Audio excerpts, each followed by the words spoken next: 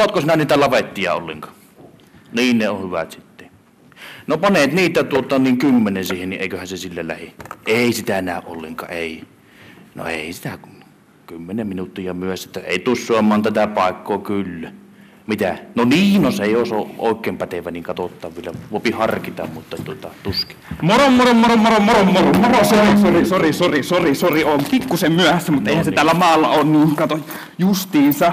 Oli muuten ihan älyttömän vaikea löytää tänne pöndelle, kato, kun tuolla junalla mennään ja sitten ei ole mitään paikallispussia, sitten joku taksikuski halusi näyttää koko kylää ja sitten mentiin tästä ohi ja oli ihan hirveä mörskä ja ajateltiin, että onko se tää, eihän se ole tää ja sitten pyörittiin pitkiä poikin tuolla. En ole kyllä tän enempää skutsissa ollutkaan muuten. Niin. Toimiko teillä Mokkula? Eihän täällä mikään toimi. Ei täällä teillä päin. Joo, ootas hetki. Ootas, mulla on täällä näitä kaikkia kansioita ja juttuja justiinsa. Joo. Hei, ootappa nyt värisee ja tärisee. Pieni nyt hetki. Värisee, joo. Ootas. Joo, Antti. Mitä? Vähän huono hetki, joo. Kato, työhaastattelu, joo. No, ei tää nyt niin tärkeä ole. Joo, semmoista vaan, että... Mitä? Ai reissu meni hyvin, joo, kato, oltiin aivan lärvit koko viikko, joo. Siinä jossain vaiheessa huomasin, että on kato kaikki kadonnut, puhelinlompakko, kaikki, joo, aikamoisia, joo. No olihan siellä, ai, minkälaista porukkaa, hyvä, joo. No, mutta kyllä. Niin, anteeksi, oliko sulla jotain? Niin sinäkö olit meille tulossa töitä hakemaan? Joo, tällä tyypillä on nyt jotain, no niin, moro. Soitetaan, joo. Tyypillä jotain. No niin, terve vaan. Salaimen Pentti. Joo, hei. Antti Virtanen, Anaconda. Joo, ootas. No niin. Ei nyt oikein avaudu millään täällä. Ei avaudu kyllä oikein, joo. Niin minä evustan näitä salamiloita tässä. Joo. Tässä meidän Savon salamiloissa. Joo, ole hyvä vaan. Kiitoksia. Niin no jos minä kerron vähän tästä meidän firmasta ensin. Joo, ole hyvä. No niin, mehän ollaan pieni yritys.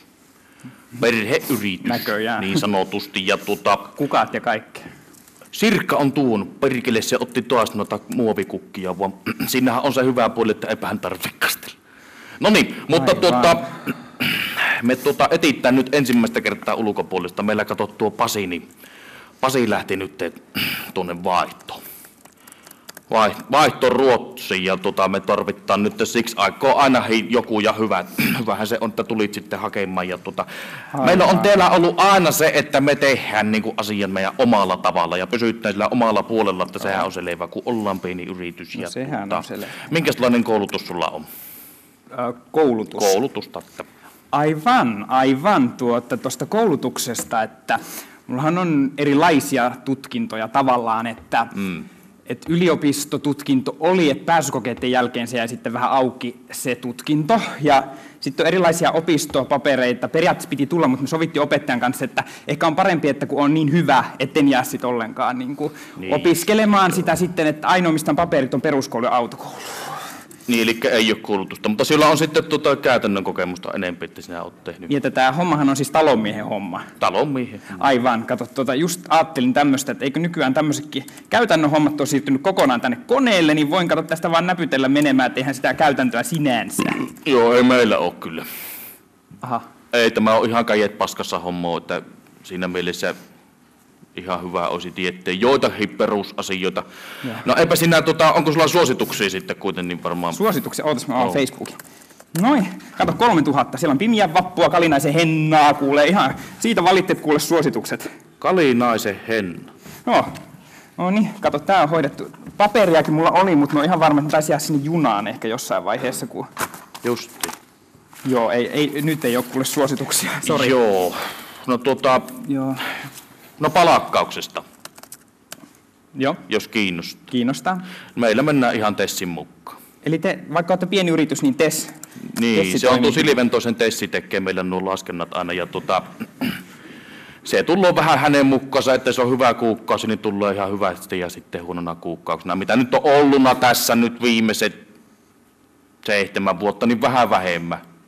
Mutta ihan silleen kohtalaisesti kuitenkin, että Tessi pistää kato omia. Ja meillähän on noita työsuhdeetuja, että siinähän se kompensoipi sitten. Joo. Minkälaisia? No ensinnäkin sinä saat työpaikan meiltä Aivan. Ja sitten sen palakan. Joo.